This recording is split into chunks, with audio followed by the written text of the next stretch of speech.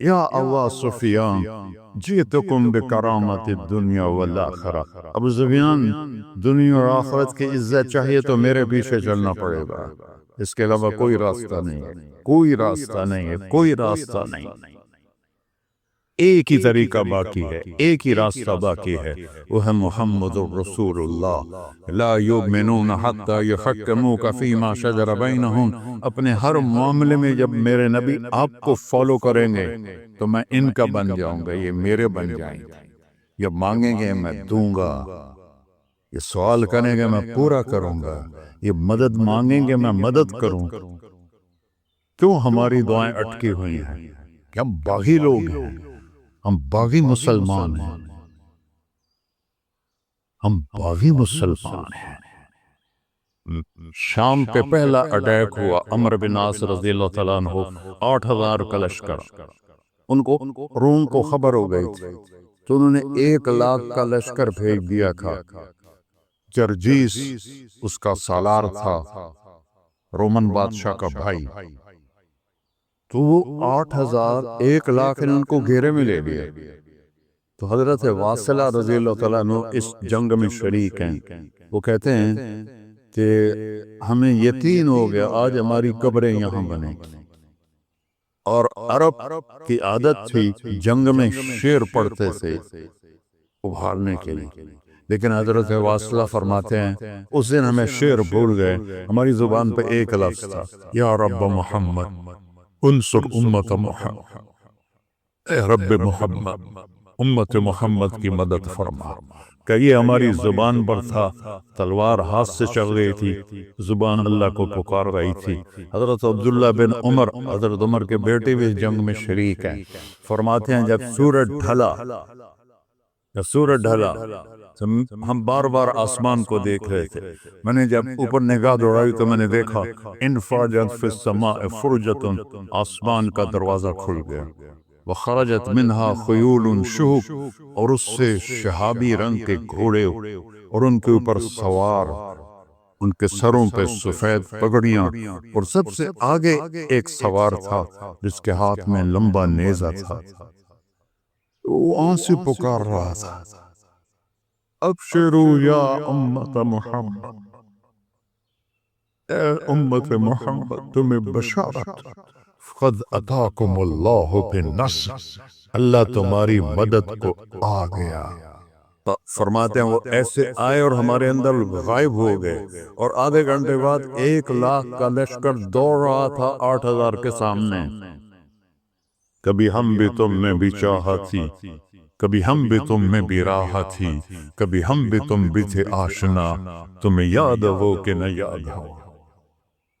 میرے نبی کی زندگی مکمل نمونہ ہے، مکمل، اس کو فالو کرنا ہے، پھر بلڈر بنو، ذمہ دار بنو، پھر ڈاکٹر بنو، پھر تاجر بنو، سائنسدان بنو، عورت ہے مرد ہے جو بھی ہے، کامیابی اس کے ماتھے کا جھومر بن جائے گا کہ وہاں ایک ہی سکہ چلتا ہے، وہ محمد رسول اللہ۔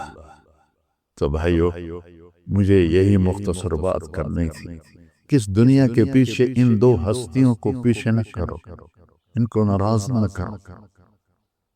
یزید نے اہل بیت کا خون کیا، اور اتنا بڑا واقعہ ہے کربلا کہ دنیا کی تاریخ میں نہ پہلے کبھی ہوا نہ بعد میں کہ رسول کی نسل کے 18 نوجوان ذبح کر دیے جائیں۔ یزید 90,00,000 مربع میل پہ حکومت، 90,00,000 مربع میل، ٹھیک، 42 سال کی عمر میں مر گیا۔ اس کا بیٹا معاویہ بن یزید رحمت اللہ علیہ 22 سال کی عمر میں تخت پر بیٹھا۔ باپ نے 3 بر-اعظم میں حکومت پھیلائی ہوئی ہے، دادا نے پھیلائی تھی، باپ نے اس کو بڑھایا۔ یزید کے زمانے میں بھی فتوحات ہوئی، اب یہ 3 بر-اعظم پر اس نوجوان کی حکومت ہے، یہ بلڈر نہیں ہے، یہ بادشاہ آج کل کے صدر وزیر نہیں ہیں، 2 ٹکے کی ان کی قیمت کوئی نہیں ہے، مطلق بادشاہ ہے۔ 40 دن حکومت کی اور سارے خاندان کو بلایا اور کہنے لگا اب تصور کرو 22 سال کا ایک شہزادہ ہو اور 3 بر اعظم اس کے سامنے ایسے جھکا ہوا ہو، تو اس کو کیسے آپ میئر کر سکتے ہیں؟ جبکہ کاغذ کے نوٹ نہیں تھے، سونا تھا، چاندی تھی، ہیرے تھے، اصل دولت تھی۔ یہ کاغذ کوئی دولت ہے؟ یہ تو یہودیوں نے آپ کو بیوقوف بنایا ہوا ہے۔ انہیں سب کو اکٹھا کیا، اس نے ایک چھوٹا سا خطبہ دیا، کہنے کا کانا ابی جبارن، میرا باپ ظالم تھا۔ اس نے اہل بیت کا خون کیا، اور جس تخت کے نیچے اہل بیت کا خون ہو میں اس پہ لعنت بیچتا ہوں۔ یہ ہے تمہاری سلطنت، جس کو چاہو دے دو، میں بری ہوں۔ 3 بر اعظم کی حکومت اللہ رسول پہ قربان کر کے گھر بیٹھ گیا، اور آج اس کو کس عزت کے ساتھ میں سنا رہا ہوں۔ اس کے باپ کو بولتے ہوئے میرا لہجہ کیسا تھا، اور اس کے بیٹے کو بولتے ہوئے میرا لہجہ کیسا ہے۔ 3 بر اعظم کی سلطنت چھوڑ دی کہ اس کے نیچے اہل بیت کا خون ہے، مجھے نہیں چاہیے۔ تو اللہ اور اس کے رسول کو راضی کرنے کے لیے بڑے سے بڑا سودا بھی سستا ہے، بڑے سے بڑا سودا بھی سستا ہے۔ ایک صحابی آئے، یا رسول اللہ، میرا پڑوسی ہے، اس کی کھجور ایسے میرے گھر میں آتی ہے، اس پر جب پھل پکتا تو وہ گرتا ہے، میرے چھوٹے چھوٹے بچے اٹھا کے کھانے لگتے ہیں، ادھر سے بھاگ کے آتا ان کے منہ سے نکال لیتا ہے۔ اس کی تو محنت کریں کہ اتنی سخت، وہ منافق تھا، اس کی اتنی سختی نہ کریں۔ تو آپ نے اسے بلایا، کہا بھائی ایک سودا کرتے ہو؟ کہا جی، یہ کھجور مجھے دے دو اور میں جنت میں کھجور لے کے دیتا ہوں۔ کہنے لگا یا رسول اللہ، کوئی اور آپ فرماتے تو میں ضرور حاضر کر دیتا، یہ کھجور تو مجھے میرے بچوں کو بہت پسند ہے، میں تو معافی چاہتا ہوں۔ اٹھائی منافق، تو اس نے معافی مانگنی۔ وہاں ایک صحابی بیٹھے تھے، ابو الدحداء، جو وہ چلا گیا تو کہنے لگے یا رسول اللہ، اگر میں آپ کو یہ کھجور لے کے دے دوں تو مجھے جنت میں کھجور لے کر دیں گے؟ کہنے لگے ہاں، سودا پکا ہے۔ تو وہ گیا اس کے پیچھے، کہنے لگا بھائی کھجور بیچو گے؟ کہا نہیں۔ کہہ رہے بیچ دو۔ ارے جا، میں نے رسول اللہ کو نہیں بیچی، تجھے کیسے بیچوں گا؟ انہوں نے کہا منہ مانگی قیمت لے لے۔ منہ سے بول کیا لینا چاہتا؟ ابو الدحداء کا باغ تھا تیار، 600 کھجوریں، میں ذمہ دار ہوں، مجھے پتا ہے کہ 600 کھجوروں کی کتنی قیمت ہوتی ہے۔ جیسے آپ بلڈنگ کو جانتے ہیں، میں نہیں جانتا، آپ ذمہ داروں کو نہیں جانتے، میں جانتا ہوں۔ 600 کھجوروں کا باغ، اس نے اس کو لاجواب کرنے کے لیے کہا اپنا باغ دے دے، کھجور لے لے۔ اب یہ کہتا ہے پھروگے تو نہیں؟ اب لوگ تاجر بیٹھے ہیں، اس کے بول کی طاقت دیکھو، اس سے کہہ رہا ہے اب معاہدے سے پھروگے تو نہیں؟ انہوں نے کہا میں پاگل ہوں جو پھراؤں، میں نے 600 کھجوروں کا باغ لگ گیا۔ انہوں نے کہا چل ڈن، 600 کھجوروں کا باغ تیرا اور یہ کھجور میری۔ اور وہاں سے سیدھا گیا اپنے باغ میں۔ کھجوروں کا زمانہ تھا تو مدینے والے کھجوروں کے پھل کے زمانے میں باغ میں شفٹ ہو جاتے تھے، چھوٹے چھوٹے بنائے ہوتے تھے کمرے، وہاں بچے وہ سب رہتے تھے، کھجوروں کی پہرہ داری بھی اور توڑنا بھی۔ تو وہ ہائے قربان جاؤں نبی کے صحابہ پر، وہ باغ میں اندر نہیں گئے، باہر کھڑے ہو کہ کہیں نیت نہ بدل جائے، اتنا بڑا باغ دیتے ہوئے۔ باہر سے پکارا ام الدحداء، بیگم، کہ جی کہ باہر آ جاؤ، بچوں کو بھی لے کے آ جاؤ۔ کیا ہوا؟ کہ میں نے باغ بیچ دیا۔ انہوں نے کہا کتنے میں؟ کہ جنت میں کھجور مل گئی۔ وہ کہنے لگی ربح البیع ربح البیع ربح البیع، واہ ابو الدحداء کیا سودا کیا تو، کیا سودا کیا تو۔ کہ عورتیں زیادہ شور میں جاتی، مروا دیتا ہے بچے کے تو کھاسیں تمہیں کے تو کھاساں، ربح البیع۔ اس کے بعد بھاگا ہوا آیا اللہ کے نبی کے پاس، یا رسول اللہ میں نے کھجور خرید، آپ اس انصاری کو دے دے۔ تو آپ نے پوچھا کتنے میں خریدی؟ کہ سارا باغ دے دیا ہے۔ کھجور لے لی؟ آپ نے کہا پہلا سودا کینسل، کم من عذق رضاح ودار فیاح لأب التحداح۔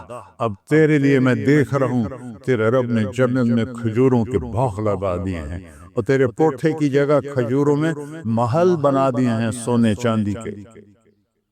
جنت میں تو مٹی نام کی شے کوئی نہیں، لوہے نام کی شے کوئی نہیں۔ ایک ہر گھر ایک انچ سونے کی، ایک چاندی کی، ایک زمرد کی، ایک یاقوت کی، مشک کا گارا اور زعفران کی گھاس، اور اس کا لنٹر اللہ کا عرش۔ تو سودے کر گئے، اب سب کچھ کرو، اللہ رسول کو پیچھے نہ چھوڑو،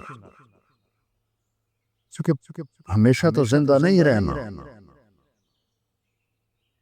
چلے جانا ہے۔ دنیا میں سب سے بڑا محل بنایا تھا کسریٰ نے، نوشیروان کے پوتے خسرو پرویز نے، جس نے ہمارے نبی کا خط پھاڑا تھا۔ 40,000 پلرز پر وہ گھر تھا۔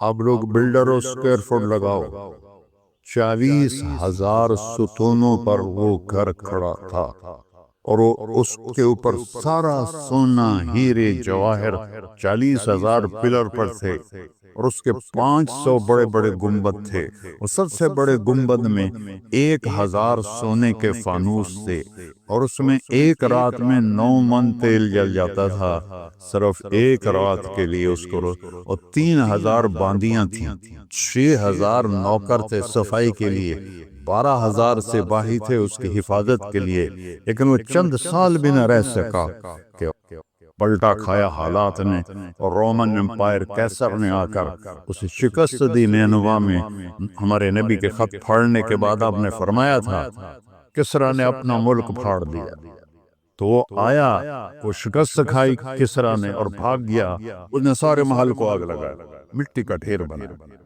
اور مسلمانوں میں سب سے بڑا محل بنایا اندلس کے بادشاہ عبد الرحمن نے الثالث نے، 4,316 پلر پر تھا وہ گھر، اور پورے یورپ میں اس کی دھاک تھی، ہر طرف سے ہیرے آ رہے ہیں، موتی آ رہے ہیں، جواہر آ رہے ہیں، پورے پلر، پوری چھت سونے سے بنی تھی، اور پورے پلروں پر ہیرے جواہرات تھے، اور باہر ایک بڑا تالاب تھا، کس کا؟ پارے کا، پانی کا نہیں، پارے کا۔ اس میں کیا کرشمہ تھا، اس کو اس اینگل سے انجینئرز نے بنایا تھا کہ سورج کی شعائیں جب پارے پر پڑتی تھیں تو پارا تو ہلتا ہے، کھڑا نہیں رہتا، تو شعائیں ایسے ایسے ڈانس کرتے کرتے کرتے محل پہ پڑتی تھیں، تو لگتا تھا پورا محل رقص کر رہا ہے۔ اب میں وہاں گیا تو ایک کوٹھے کے سوا وہاں کچھ بھی نہیں تھا، وہ بھی کوٹھے کی چھت نیچے گری ہوئی تھی۔ تو آپ لوگوں کو دیکھو، ہمارے نبی پہ قربان جائے، انہوں نے ہمیں کیسی پیاری زندگی دی۔ وضو سے پہلے ایک دعا سکھائی ہمارے نبی نے، ہم 5 دفعہ تو کم از کم کرتے ہیں وضو، کہ اللہم اغفر لی ذنبی ووسع لی فی داری وبارک لی فی رزقی۔ دنیا بھی جوڑ دی، آخرت بھی، یار میرے کو نہ معاف فرما، مجھے بڑا گھر دے، مجھے کھلا گھر دے، مجھے کھلا گھر دے، اور میرے رزق میں برکت دے۔ کھلا گھر اللہ کی نعمت ہے، آپ لوگوں کو میسر کر رہے ہیں، سہولت ہے، آپ کو اجر ملے گا اگر اس میں جھوٹ نہ ہو، سود نہ ہو، کھوٹ نہ ہو، ہیرا پھیری نہ ہو، وعدہ خلافی نہ ہو، تو یہی آپ کی جنت کا راستہ ہے۔ تو اللہ رسول سے صلح کر لو بھائیو، بس میری اتنی گزارش۔ اور آخر میں ایک حدیث سناتا ہوں، 10 لاکھ حدیثیں ہیں میرے نبی کی، ایک سناتا ہوں ساری کور ہو جائیں گی۔ ایک تو ہے فرض، نماز نہیں چھوڑنا، روزہ نہیں چھوڑنا، زکوٰۃ نہیں چھوڑنا، حج فرض ہے نہیں چھوڑنا۔ اس کے بعد میرے نبی نے کہا 4 چیزیں مجھ سے لے لو، 5 میں نہیں کہیں کہ 4 باتیں مجھ سے لے لو، صرف 4 باتیں مجھ سے لے لو، دنیا بھی تمہاری ہے، آخرت بھی تمہاری۔ سبحان اللہ۔ اور اس سے زیادہ کیا آسانی دے میرا نبی، اتنے 100 نفل پڑھو ہوتے، اتنے عمر کرو ہوتے، اتنے حج کرو ہوتے، اتنی تہجد پڑھو ہوتے، تو سارے مر گئے۔ کہ 4 باتیں لے لو، دنیا میں بھی مزہ رہے گا، آخرت میں۔ پہلی بات کیا ہے؟ صدق و حدیث، ہر معاملے میں سچ بولنا، جھوٹ نہ بول۔ ایک صحابی نے پوچھا یا رسول اللہ، مسلمان بزدل ہو سکتا ہے؟ آپ نے کہا کنجوس ہو سکتا ہے؟ آپ نے کہا جھوٹ بول سکتا ہے؟ کہ نہیں، جھوٹ نہیں، سچ بول، سچ کی قیمت ادا کرو۔ حفظ و امانت، کسی کو دھوکہ نہ، چیز کوئی اور ہو، دکھا کوئی اور رہے ہو، میٹیریل کوئی اور ہے، بتا کوئی اور رہے ہو۔ حفظ و امانت، دیانتداری سے کام کرو، کسی کو دھوکہ نہ دو۔ آپ نے فرمایا میں اپنے امتی سے ہر گناہ کی توقع رکھتا ہوں، بشر ہے بیچارہ، لیکن میرا امتی تو 2 نہیں کرے۔ واہ یا رسول اللہ، آپ نے کیا چاہا اور ہم نے کیا کیا کہ 2 کام نہیں کرے گا، ایک جھوٹ کبھی نہیں بولے گا، ایک دھوکہ کبھی نہیں دے گا۔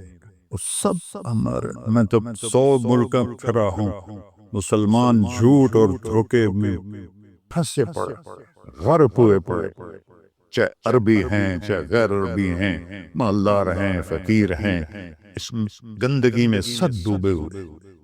تو صدق و حدیث، سچ بولو، حفظ و امانت، دھوکہ نہیں دے۔ تیسری کیا ہے؟ حسن و خلیقت، اخلاق اچھے، اخلاق اچھے، اور اخلاق اچھے کرنے کے لیے ایک کام کر لیں، اس کو تالا لگا، صرف ایک کام،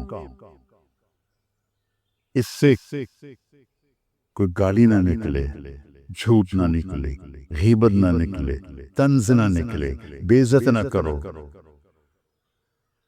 عام طور پر ہمارے ماحول میں نوکروں کو بہت ڈانٹ ڈپٹ ہوتی ہے، اس کو قابو میں رکھو۔ سوچو اسی جگہ میں ہوتا نوکر تو میں یہ پسند کرتا۔ اپنے اخلاق کی چابی ہے زبان کا میٹھا بول، اور خاص طور پر والدین کے ساتھ، اور سب سے زیادہ اہم بیوی کے ساتھ۔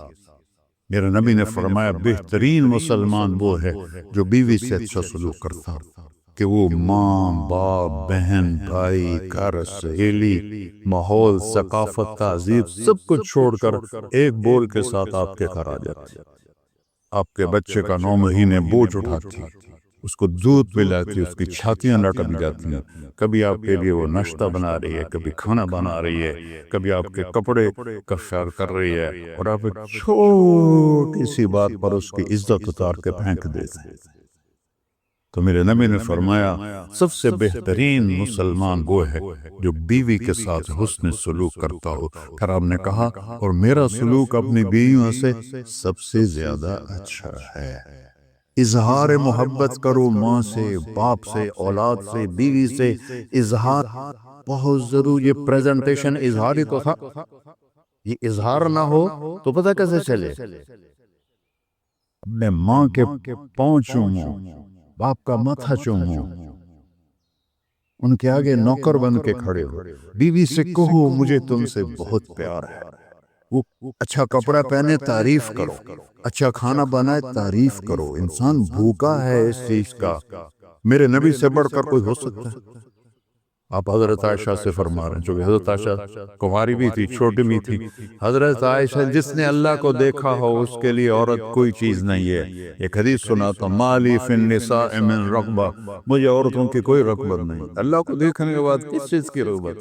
ہم نے کہا عائشہ انہو لیہون علی الموت ان اریتک زوجتی فی الجنہ۔ عائشہ جب سے مجھے پتا چلا ہے نا تو جنت میں میری بیوی ہے تو مجھے تو موت ہی اچھی لگنے لگتی۔ یہ اظہار محبت ہمیں سکھایا اپنے بچوں کے ساتھ بھی۔ میرے بچے بڑے ہو گئے لیکن میں نے ایسے گلے لگاتا ہوں جیسے یہ چھوٹے بچے، کہ یہ محبت ٹرانسفر ہوتی ہے، ہم اظہار نہیں کر سکتے۔ وہ بچوں پر اپنی رائے مسلط نہ کرو کہ وہ بڑے ہو جائیں تو شریعت نے ان کو حق دیا ہے، اس سے آپ کا گھر خوبصورت بن جائے گا۔ یہ میرے نبی کی پیاری زندگی کے چند صفحات میں نے آپ کے سامنے پیش کیے ہیں۔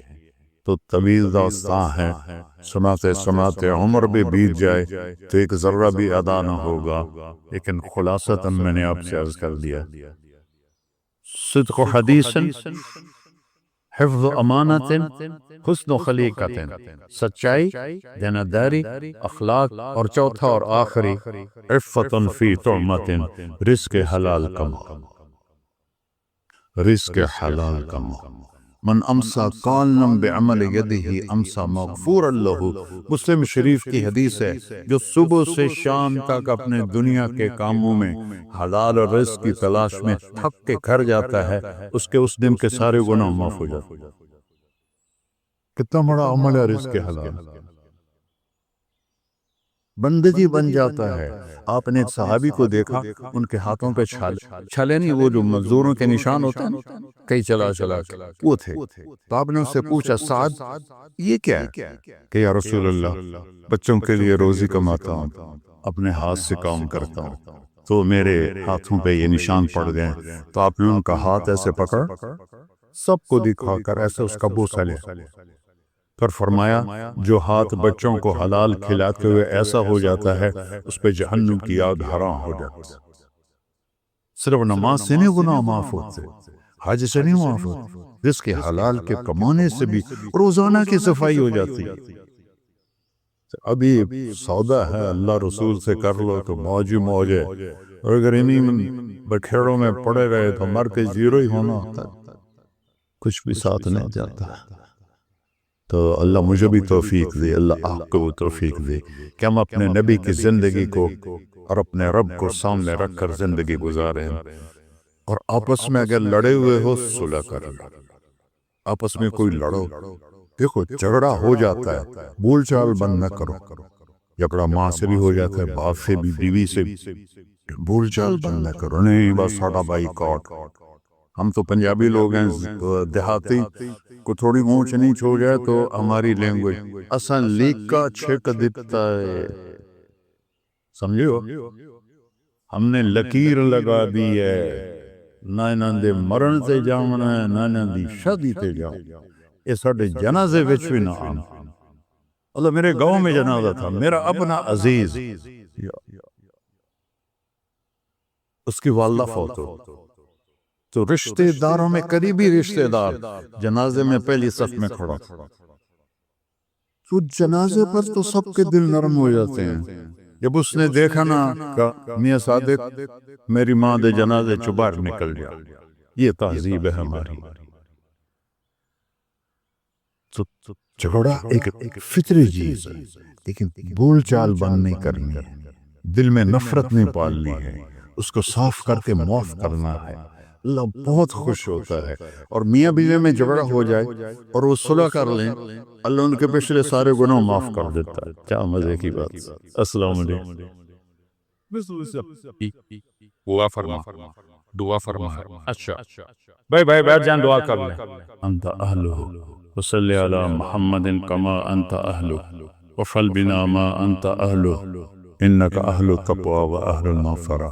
یا تا یہ سارے دوست احباب تیری محبت میں آئے ہیں، ہم سب نے تیرے نام کو زندہ کیا ہے، ہماری یہ محفل قبول فرما اور ہماری یہ مجلس قبول فرما، اور یا اللہ جو کچھ کہا ہے اس کے مطابق ہماری زندگی بنا دے، اور یا اللہ جو ہم نے نیت کی ہے کہ غزہ کے مسلمانوں کو گھر دینا ہے، چھت دینی ہے، ان سب کو یہ کسی ایک آدمی کے بس کا کام نہیں ہے، یہ سارے مل کر کریں، ہم بھی کریں، اس کی ہمیں توفیق نصیب فرما۔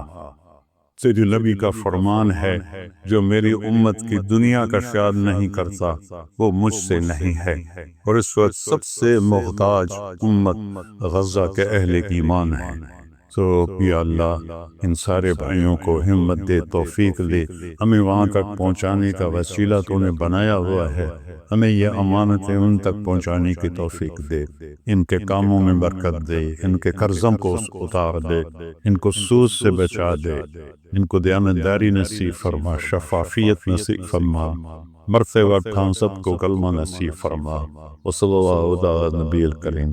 میرے نبی کے پردادا حضرت ہاشم بن عبد مناف غزہ میں دفن ہیں، اور اس ملک میں عیسیٰ علیہ السلام، موسیٰ علیہ السلام، ہارون علیہ السلام، زکریا علیہ السلام، یحییٰ علیہ السلام، داؤد علیہ السلام، سلیمان علیہ السلام، اتنے نبی اس مٹی میں دفن ہیں۔ تو اللہ کو ہمت دے، کھل کر خرچ کریں، اللہ واپس کرتا ہے۔ آون کے بغیر کوئی چیز نہیں ہے۔ یہ مولانا الیاس صاحب رحمہ اللہ کو اللہ نے یہ سجھایا، وہ تو صوفی تھے اور ایک مدرسہ کے مدرس سے، یہ اللہ نے ان کو الہام کیا۔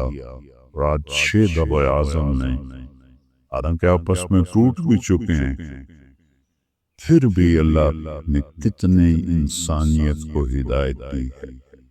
تو دعوت وہی دعوت فنائیت۔ پھر دعوت کے اسباب کیا ہیں؟ دونوں شیطان کی دعوت کے اسباب ہیں ملک، وجاہت، چودراہٹ، پیسہ، عورت۔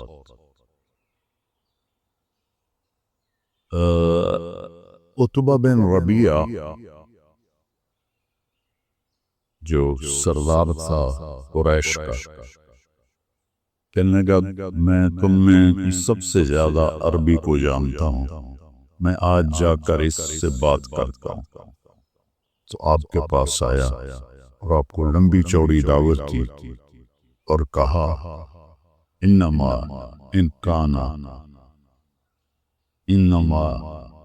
ان كنت تريد به ملكا ملكناك على رؤوسنا، تمہیں بادشاہ چاہیے، مکے کی ہم تمہیں بادشاہ بناتے ہیں۔ ان كنت تريد به شرفا لا نقطع امرا دونك، چودراہٹ چاہیے، تیرے بغیر کوئی فیصلہ نہیں کریں۔ ان كنت تريد به مالا جمعنا لك اموالنا حتى تكون ابن قریش مالا، پیسہ چاہتے ہو تو سارے مکہ کا پیسہ اکٹھا کر دیتے ہیں، جتنا لینا ہے لے لو۔ ان كان انما بك الباء جمعنا لك نساء قریش فاتقي نساء قریش فلنزوجك 10۔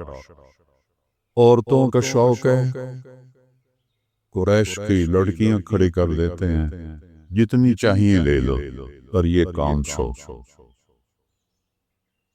تو یہ دونوں حرم میں بیٹھے ہوئے تھے اور باقی قریش ذرا پرے بیٹھے ہوئے تھے، دیکھ رہے تھے کہ اب دیکھو کیا نتیجہ نکلتا ہے۔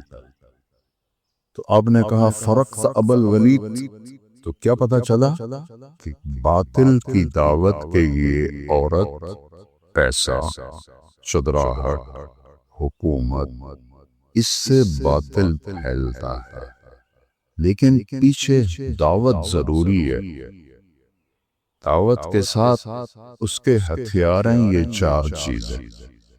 تو اللہ نے مجھے تاریخ پڑھنے کا بہت موقع دیا اللہ کے فضل سے، تو پھر قرآن کی بات تو کافی ہے، لیکن اس کو مدلل میں نے دیکھا تاریخ انسان سے، صرف تاریخ اسلام نہیں۔ تو عتبہ ایسے بیٹھا ہوا تھا، آپ نے کہا فرقت ابا الولید، فارغ ہو گئے ہو؟ کہنے لگا تو پانی دے۔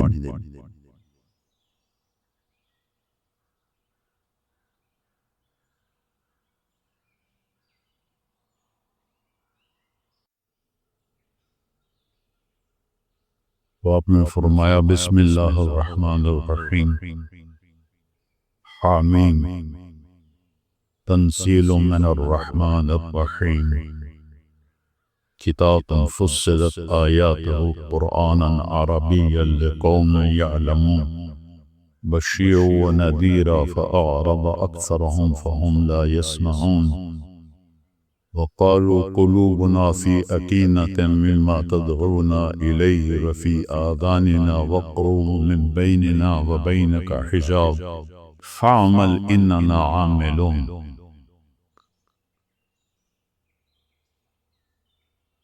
قل انما انا بشر مثلكم يوحى الي انما اله واحد فاستقيموا اليه واستغفروه وويل للمشركين الذين لا يؤتون الزكاة وهم بالآخرة هم كافرون إن الذين آمنوا وعملوا الصالحات لهم أجر غير ممنون قل إنكم لتكفرون بالذي خلق الأرض في يومين وتجعلون له أندادا ذلك رب العالمين وجعل فيها رواسي من فوقها وبارك فيها وقدر فيها أقواتها في 4 أيام سواء للسائلين ثم استوى إلى السماء وهي دخان فقال لها وللأرض ائتيا طوعا أو كرها قالتا أتينا طائعين فقضاهن 7 سماوات في يومين وأوحى في كل سماء أمرها وزينا السماء الدنيا بمصابيح وحفظا ذلك تقدير العزيز العليم فإن أعرضوا فقل أنذرتكم صاعقة مثل عاد وثمود. تو کتبہ ایسے بیٹھا ہوا تھا ایسے کر کے دونوں ہاتھ پیچھے اور ایسے بیٹھا ہوا تھا.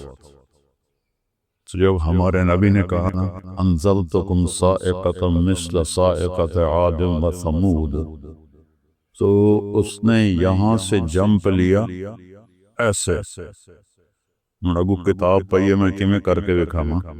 تو اس نے یہاں سے جمپ لیا اور سیدھا جا کر اللہ کے نبی کے اوپر گرا اور منہ پہ ہاتھ رکھ دیا. ملانا شک کا بہن تو یہ رشتے داری کی قسم آگے کچھ نہ کہیں، آگے کچھ نہیں. اور وہاں واپس ہوا. ابو جہل کہنے لگا جیسے گیا تھا نا ویسے واپس نہیں آیا. جو واپس آیا تو کہنے لگا یا معاشر العرب یا معاشر قریش اطیعونی اليوم واعصونی فیما بعد. آج میری مان لو پھر ساری زندگی نہ مننا، اس آدمی کو کچھ نہ کرو. اگر غیروں نے اسے ناکام کر دیا تو تمہارا کام بن گیا، اور اگر یہ فتح پا گیا تو اس کی عزت تمہاری عزت ہے. اللہ کی قسم وہ تمہیں عاد و ثمود کی بجلیوں سے ڈرا رہا ہے. وَإِنَّكُمْ لَتَعْلَمُونَ أَنَّ مُحَمَّدًا فِذَا قَالَ شَيْئًا لَا يَكْذِبُ. تو تمہیں پتہ ہے کہ محمد جب بولتا ہے تو کبھی جھوٹ نہیں بولتا. تو باطل کے اسباب یہ 4 آج بھی ہیں، گزشتہ کل بھی تھے، اور آئندہ کل آنے والی قیامت تک رہیں گے. اور دعوت اللہ کے اسباب ہیں یا ایھا المدثر قم فانذر وربک فکبر وثیابک فطہر وَالرُّجْزَ فَاهْجُرْ وَلَا تَمْنُنْ تَسْتَكْثِرْ وَلِرَبِّكَ فَاصْبِرْ.